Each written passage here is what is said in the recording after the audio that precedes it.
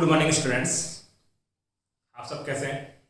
उम्मीद करता हूँ अच्छे होंगे और अपनी पढ़ाई कंटिन्यू कर रहे होंगे। आज हम लोग चैप्टर 9 का एक न्यू लेक्चर लेके आए हैं, जिसके अंदर हम लोग दो डेरिवेशन को प्रॉपर्ली स्टडी करने वाले हैं और जिनके बेसिस पे आपको एग्जाम्पल 9.10 और 9.11 आपको सोल्व करना है। साथ ही इसको आपको जो नोट्स है वो खुद से बनाने हैं। मैं कल समझा रहा हूँ, जैसे ही ये चैप्टर ख़त्म होगा उसके विद इन 1 और 2 डेज के अंदर पूरे चैप्टर के कंप्लीट पीडीएफ में अपलोड कर दूंगा। तो आप तब तक या तो वेट कर लें या मैं तो यही एडवाइस करूंगा कि आप खुद से इसके नोट्स बना लें।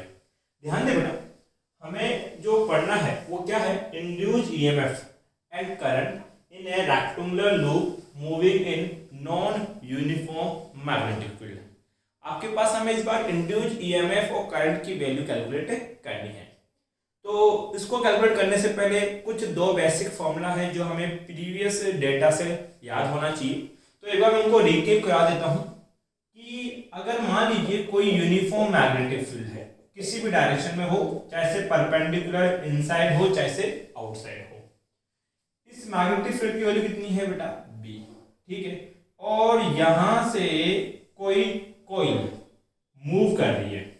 जब कोई कॉइल इसके अंदर मूव करेगी तो ये जो कॉइल है ये मैग्नेटिक फील्ड लाइंस को कट करेगी, और जब कट करेगी तो इसमें फ्लक्स डेवलप होगा और वो फ्लक्स होगा फाई इक्वल टू कितना बेटा आपके पास?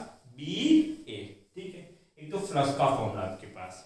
ठीक, सेकंड टर्म की बात करता हूं जो हमें पता होनी चाहिए, वो ये है कि वेलोसिटी क्या होती है। सर वेलोसिटी होता है डिस्टेंस अपॉन में टाइम आपके पास।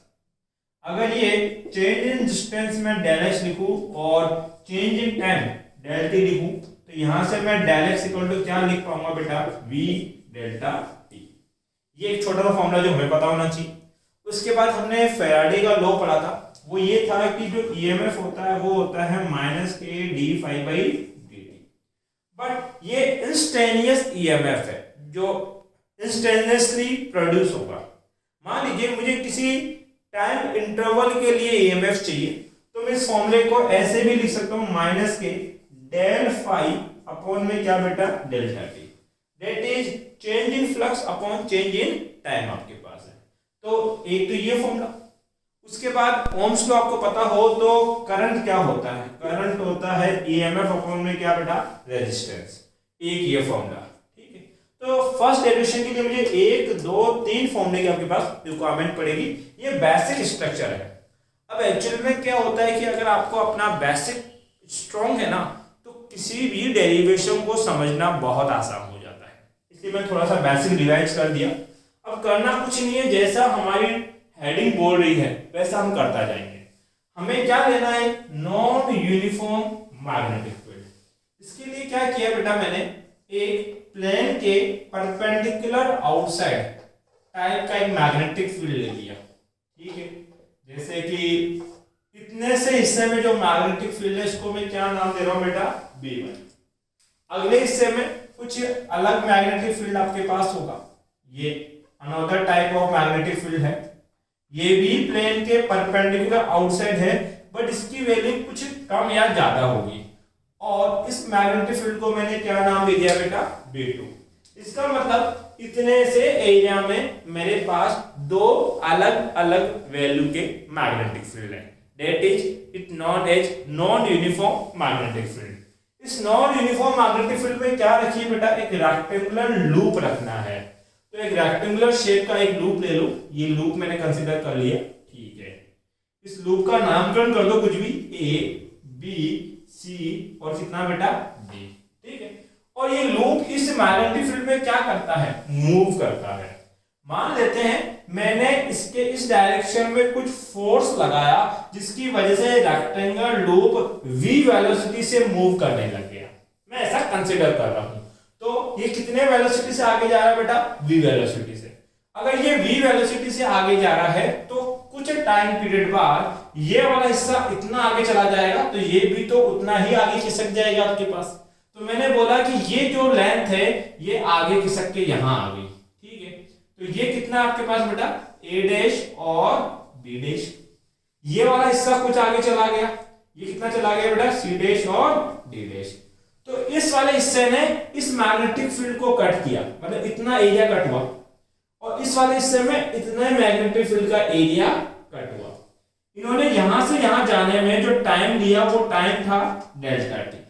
मुझे ये पता करना है कि यहां से यहां ए से ए डैश कितना डिस्प्लेसमेंट किया। तो मैंने बोला डिस्प्लेसमेंट क्या होता है, वेलोसिटी मल्टीप्लाई टाइम टेकन। तो वेलोसिटी मैंने कितनी दे रखी है v, और टाइम में कितना बता रहा हूं डेल टी, तो that is del X. Displacement कितना रहा होगा बेटा v डेल टी। ये चीज बताओ, जितना ये हिस्सा आगे जाएगा उतना ये वाला हिस्सा भी आगे जाएगा। जिससे आपकी बात है कि मान लीजिए ये आपके पास एक कार है, जितना हिस्सा कार का आगे वाला आगे जाता है उतना ही तो पीछे वाला भी तो बढ़ता है, दोनों सेम डिस्टेंस कवर करेंगे। इसका मतलब ये जो डिस्टेंस होगा ये भी कितना होगा डेल एक्स, और वो कितना लिखा जाएगा v डेल्टा टी। ये एक रेक्टेंगुलर लूप है, इसकी लेंथ मैंने कितनी कंसीडर कर ली बेटा l आपके पास। क्या आप मुझे ये कैलकुलेट करके बता सकते हैं कि इसने मैग्नेटिक फील्ड में कितना एरिया कट किया? यस सर, ये जो मैग्नेटिक फील्ड का एरिया है ये भी तो किस शेप का है, एक रेक्टेंगल टाइप। और रेक्टेंगल का एरिया क्या होता है, तो मैग्नेटिक फील्ड एरिया या कट एरिया या रेक्टेंगुलर कोइल या coil cutting the magnetic field of area. इस एरिया को मैं लिख रहा हूं बेटा डेल ए। शेप कैसा है आपके पास रेक्टेंगल। रेक्टेंगल का एरिया क्या होता है लेंथ इनटू ब्रेथ। इसका लेंथ कितना है बेटा l, और ये ब्रेथ कितना लेता है डेल x। यहां से मैं डेल a क्या लिख सकता हूं बेटा l, और डेल x को क्या लिखा जा सकता है बेटा v डेल्टा t आपके पास। तो जितना एरिया इसने कट किया उतना ही एरिया इसने भी कट किया है। ठीक, एक छोटा सा कॉमन सेंस लगाओ, ये जो कॉइल का हिस्सा है ये इस v1 मैग्नेटिक फील्ड को छोड़कर बाहर जा रहा है, और ये जो कॉइल का हिस्सा है ये v2 मैग्नेटिक फील्ड के अंदर जा रहा है। ठीक है, जब आप किसी मैग्नेटिक फील्ड को छोड़कर बाहर जाते हो तो उसका फ्लक्स क्या होता है रिड्यूस, और जब आप किसी मैग्नेटिक फील्ड के इनसाइड जाते हो तो उसका फ्लक्स क्या होता है इंक्रीज। तो हमने बोला इसके अंदर एक फ्लक्स आएगा और उस फ्लक्स को क्या नाम देंगे फाइबर। इसका एक फ्लक्स होगा उसको क्या नाम देंगे बेटा फाइबर। तो हमने बोला flux produce in first magnetic field v1। First magnetic field में जो फ्लक्स होगा उसको क्या नाम दे देंगे बेटा फाइबर। और फ्लक्स क्या होता है magnetic field multiply by area. जितना एरिया इसने कट किया तो यहां का मैग्नेटिक फील्ड तो कितना है v1, और ये जो एरिया कट कर रहा है that is del A. Phi B equal to v1 as it is, और डेल ए की वैल्यू मुझे पता है L V of delta T. चलो ये वैल्यू हम लोग बाद में लिख देंगे, एक स्टेप हमारा काम हो जाएगा। ऐसे ही क्या निकाल सकते हो बेटा आप लोग flux produced in second magnetic field that is phi2। अब बहुत आसान हो गया, phi2 कितना होगा सर ये होगा v2 multiply cutting area v2, और कटिंग एरिया कितना है बेटा आपके पास डेल ए आपके पास है। मुझे निकालना है बेटा चेंज इन फ्लक्स। तो हमने बोलेंगे है यार आपको पता है कि phi1 छोटा है और phi2 क्या है आपके पास बड़ा, क्योंकि इससे तो मैग्नेटिक फील्ड से v1 से कोई दूर जा रही है तो इसका फ्लक्स तो क्या होगा रिड्यूस, और v2 के अंदर कोई इन कर रही है तो इसका फ्लक्स क्या होगा बेटा इंक्रीज। तो है चेंज इन फ्लक्स, जिसको मैं लिखूंगा डेल फाई, वो कितना होगा phi2 माइनस phi1। यहां से phi2 की वैल्यू कितनी है बेटा v2 of del A, minus phi1 की वैल्यू कितनी है v1 ऑफ डेल ए।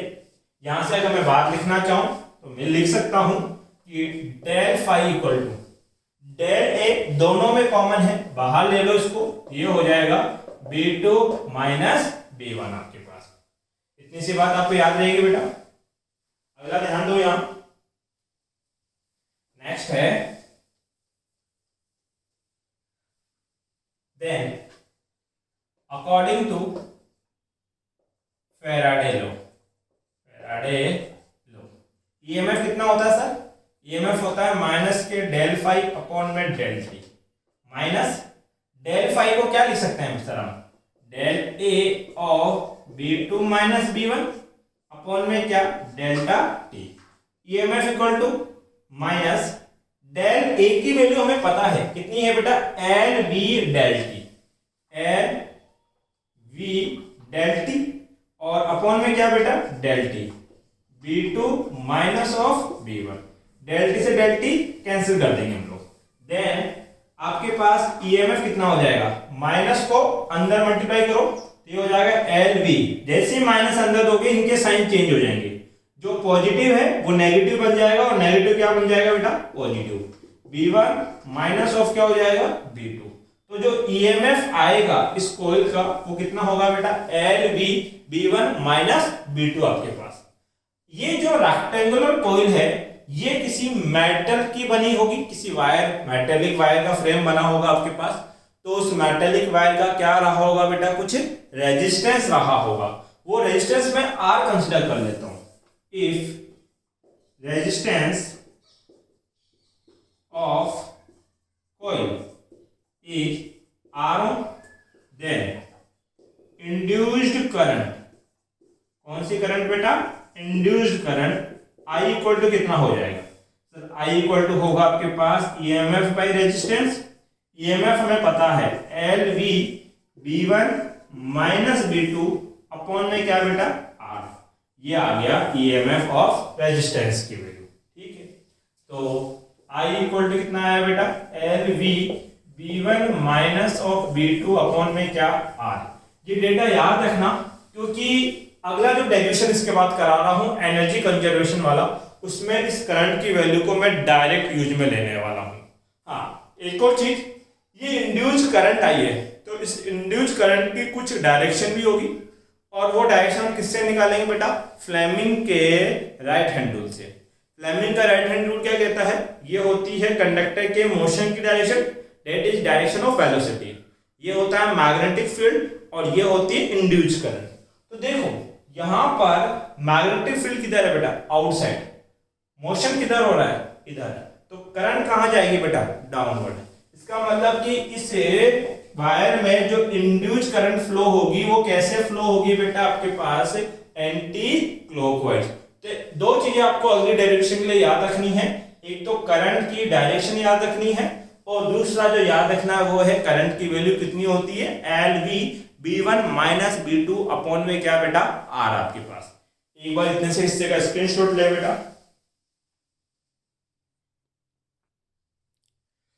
देखिए बेटा, जो अगला डेरिवेशन है that is energy conservation in a rectangular loop moving in non uniform magnetic field.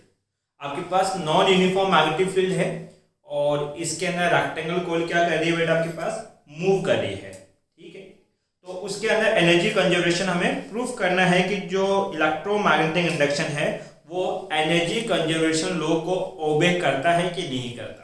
तो प्रूफ क्या करेंगे हम लोग? ध्यान दो, मान लेते हैं ये हमारा रेक्टेंगुलर कॉइल है। ठीक है सर, पहले वाला ही है A B C और ये क्या मान लिया बेटा मैंने? D। मैं यहाँ ये कंसीडर करके चल रहा हूं कि B1 मैग्नेटिक फील्ड लार्जर है इससे B2 से, और इसके अंदर एक इंड्यूस्ड करंट फ्लो हो रही है जो किस डायरेक्शन में है? एंटी क्लॉकवाइज डायरेक्शन में। कितनी करंट है? I, और उस करंट की वैल्यू मुझे पता है कितनी है? L B B1 minus B2 upon R। अब देखो कन्वर्जेशन का मतलब क्या है? कन्वर्जेशन का मतलब है कि एनर्जी लॉस नहीं हो। जितना आप वर्क डन करो वो पूरा का पूरा वर्क डन किसी दूसरी फॉर्म ऑफ एनर्जी के अंदर क्या हो जाए? कन्वर्ट हो जाए। मैं एक छोटा सा क्वेश्चन आप लोगों से पूछता हूं। मान लीजिए ये रेक्टेंगुलर लूप है और इसमें कंटिन्यूअसली करंट फ्लो होगी। कितनी करंट? I। तो आपको पता है अगर किसी क्लोज वायर में कंटिन्यू I करंट फ्लो होती है तो ये वायर क्या कर जाता है? हीट। इसका मतलब ये करंट की वैल्यू जो है वो किसमें कन्वर्ट होती है? हीट एनर्जी के अंदर। सही बात, ठीक है। तो हमने बोला कि इस करंट की जो जितनी भी वैल्यू होगी किसके बराबर होगी? हीट के बराबर होगी। और ये जो रेक्टेंगुलर कॉइल है जब ये यूनिफॉर्म मैग्नेटिक फील्ड के अंदर मूव करेगा तो उसको कुछ क्या करना पड़ेगा? वर्क करना पड़ेगा। इसका मतलब ये हीट और वर्क डन अगर दोनों एक दूसरे के क्या आ जाए बेटा, इक्वल, दोनों की वैल्यू एक दूसरे क्या आ जाए, इक्वल, मतलब कि इंड्यूस करंट की वजह से हीट और इसके मोशन की वजह से जो वर्क डन होगा वो दोनों अगर एक दूसरे के इक्वल होंगे तो हम बोल देंगे इट ओबे एनर्जी कंजर्वेशन लॉ। और अगर दोनों बराबर नहीं आएगी वैल्यू तो हम बोलेंगे कि जो इलेक्ट्रोमैग्नेटिक इंडक्शन है वो एनर्जी कंजर्वेशन लॉ को ओबे नहीं करता। तो हमारा टारगेट है हीट और वर्क डन को बराबर करना। अब हीट की वैल्यू क्या होती है, ये हम लोग चैप्टर 5 के अंदर पढ़ के आए। हीट क्या होता है बेटा आपके पास, वो होता है I square R of delta T. और वर्क डन क्या होता है सर, वर्क डन होता है फोर्स मल्टीप्लाई डिस्प्लेसमेंट। डिस्प्लेसमेंट लिख लिया मैंने डेल एक्स आपके पास। इसका मतलब हीट की वैल्यू तो ये होगी और वर्क डन की वैल्यू ये होगी। सबसे पहले मैं हीट कैलकुलेट कर लेता हूं। तो मैंने कहा heat energy produced in rectangular coil, in coil H equal to कितना बेटा, I square R of delta T. H equal to I की वैल्यू आपको पता है कितनी है बेटा, L B B1 minus B2 upon में क्या बेटा R का क्या करना है, होल स्क्वायर R ऑफ क्या delta T. H equal to square upon करो L square V square B1 minus B2 का होल स्क्वायर अपॉन में R स्क्वायर मल्टीप्लाई में R ऑफ डेल्टा टी। एक R से एक R कट गया तो हीट एनर्जी का फॉर्मूला क्या आ गया बेटा, L square V square B1 minus B2 का होल स्क्वायर अपॉन में क्या चल रहा है, R ऑफ डेल्टा टी। इतना नीचे का दिखाई दे जाएगा क्या, दिख जाएगा, कोई दिक्कत नहीं है। ये B2 है बेटा आपके पास, ठीक है। तो ये हीट एनर्जी है आपकी जो इसमें प्रोड्यूस होगी। इसको बना देते हैं इक्वेशन नंबर फर्स्ट, ठीक है, ध्यान दें। अब हमें क्या निकालना बेटा, वर्क डन। वर्क डन निकालने के लिए इस पे नेट फोर्स कितना लग रहा है वो पता होना चाहिए और कितना डिस्प्लेसमेंट करनी है वो आपको पता होना चाहिए। तो वर्क डन कैसे निकालेंगे, उसके लिए हम लोग चैप्टर 7 का एक फॉर्मूला काम में लेंगे।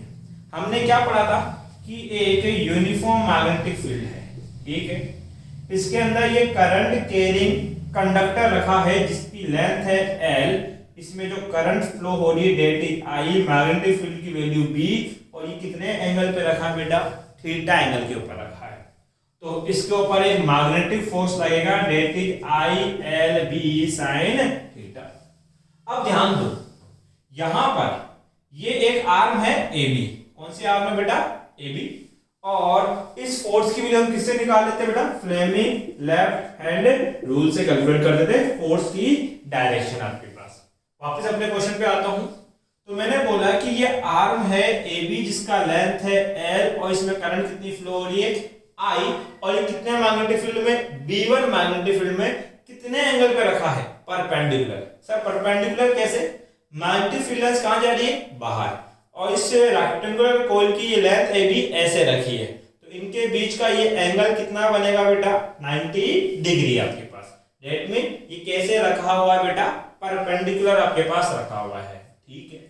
आगे ध्यान दीजिए, तो इस पे एक फोर्स लगेगा, इस पे जो फोर्स लगेगा उसकी वैल्यू में मान लेता हूं बेटा F1। तो फोर्स, मैग्नेटिक फोर्स क्या लिखेंगे बेटा, magnetic force in arm AB पे जो फोर्स लग रहा है वो कितना है बेटा, F1। और फोर्स कितना होता है सर, फोर्स होता है ILB sin थीटा। तो सर जी इसमें करंट कितनी है I, इसकी लेंथ कितनी है L, और ये किस मैग्नेटिक फील्ड में रखा है बेटा, B1 के अंदर। अब इसकी डायरेक्शन भी पता होनी चाहिए, तो डायरेक्शन किससे निकालेंगे बेटा, फ्लेमिंग लेफ्ट हैंड रूल से। फ्लेमिंग का लेफ्ट हैंड रूल क्या कहता है, FBI। देखो मैग्नेटिक फील्ड किधर है, बाहर, करंट कहां पे है, डाउनवर्ड, तो यहाँ पे जो फोर्स लगेगा वो किधर लगेगा बेटा, इस ओर आपके पास, ये हो गया F1, ठीक है। सिमिलरली सर इसकी लेंथ कितनी है L, CDR, ये कितने मैग्नेटिक फील्ड में रखा है, B2 में, और इसमें भी करंट कितनी हो रही है I, तो इस पे भी तो फोर्स लगेगा। तो हमने बोला मैग्नेटिक फोर्स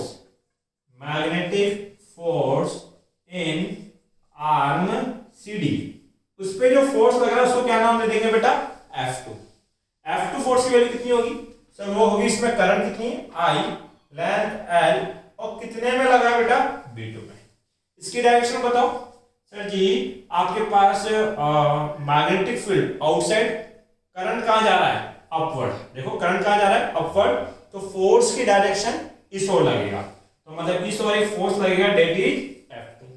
इसका मतलब इस रेक्टेंगल कॉइल के ऊपर 2 फोर्स लग रहे हैं, एक इधर खींच रहा है और एक इधर खींच रहा है। ठीक है, कितने फोर्स लग रहे हैं बेटा? 2। एक इस ओर खींचेगा इसको और एक इस ओर खींचेगा। देखो फोर्स की वैल्यू जो है वो IL तो दोनों में कॉमन है। अब डिपेंड किस पे करेगा? मैग्नेटिक फील्ड के ऊपर।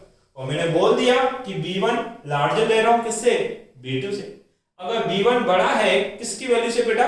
B2 की वैल्यू से। तो जिसका मैग्नेटिक फील्ड ज्यादा होगा उसका फोर्स भी क्या होगा? ज्यादा। तो है यार F1 इज लार्जर टू क्या होगा? F2।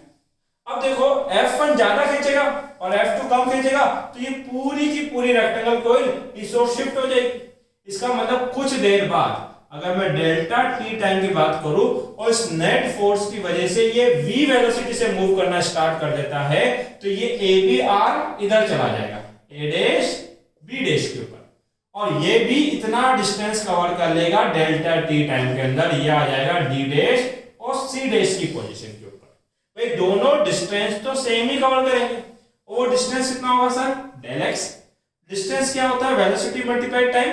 यहां पे भी डेल x कितना होगा बेटा? वेलोसिटी मल्टीप्लाई में क्या? टाइम आपके पास। तो डिस्प्लेसमेंट इतना हो रहा है आपके पास, तो नेट फोर्स कितना लग रहा होगा? Net force. तो हमने बोला कि F1 बड़ा है और F2 क्या है? छोटा, और दोनों फोर्स एक दूसरे क्या है? अपोजिट डायरेक्शन में। अगर मान लो ये कॉइल है, इसको 10 न्यूटन से इधर खींच रहे हो और 4 न्यूटन से इधर खींच रहे हो, तो आप बोलोगे ये कॉइल 6 न्यूटन से इस ओर जाएगी। सही बात। 10 माइनस क्या करना पड़ेगा बेटा? 4 आपके पास। तो यहाँ पे जो 6 न्यूटन है वो हमने कैसे निकाला? 10 माइनस 4। तो मुझे नेट फोर्स चाहिए F, वो होगा F1 minus of F2। F equal to F1 की वैल्यू आपको पता है कितनी है? IL of V1। F2 पता है IL of V2। F equal to IL common B1 minus of क्या बेटा? B2 आपके पास फोर्स आ गया। एंड इस फोर्स की वजह से कॉइल क्या कर रही है? Displacement. Then displacement of coil, displacement of coil that is del x। और वो डिस्प्लेसमेंट कितना है बेटा के पास? V of delta T। But आपको तो क्या निकालनी है? Work done. तो work done that is W equal to क्या होगा? Force multiply displacement. फोर्स मुझे पता है कितना है? IL B1 minus of B2, और डिस्प्लेसमेंट पता है कितना है? V of delta T। ठीक है, अब यहां पर करंट की वैल्यू आपको पता है कि I है। I को क्या लिख सकता हूं? LV B1 minus B2 upon R। Then आपका वर्क डन कितना हो जाएगा सर? I की जगह वैल्यू पुट कर रहा हूं LV B1 minus B2 upon R। L as it is, फिर B1 minus B2, B1 minus B2, फिर मल्टीप्लाई में V delta T, V delta T। Solve करो, L multiply L, L square, V multiply V, V square, this multiply this, B1 minus B2 का whole square delta T upon में क्या? R। अब equation number ये क्या बना दी बेटा? 2। First को और सेकंड को देखो, जितनी हीट एनर्जी है उतना ही क्या करना पड़ा है आपको? वर्क करना पड़ा है। डेट मीन है heat energy are equal to क्या? ये वर्क डन। इसका मतलब जो इलेक्ट्रोमैग्नेटिक इंडक्शन है EMI obey the law of energy conservation.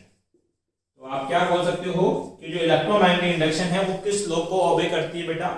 Energy conservation law को ओबे करती है। तो ये एक छोटा सा डेरिवेशन था आपका जो हमने अभी प्रूफ किया। अगर इस टॉपिक से रिलेटेड आपका कोई डाउट रहता है तो आप मेरे से कमेंट बॉक्स में पूछ सकते हैं बेटा। और मैं चाहता हूं कि आप इस लेक्चर को अपने फ्रेंड सर्कल में भी शेयर करें ताकि उनको भी RBC सिलेबस पढ़ने में हेल्प मिले आपके पास। Thank you.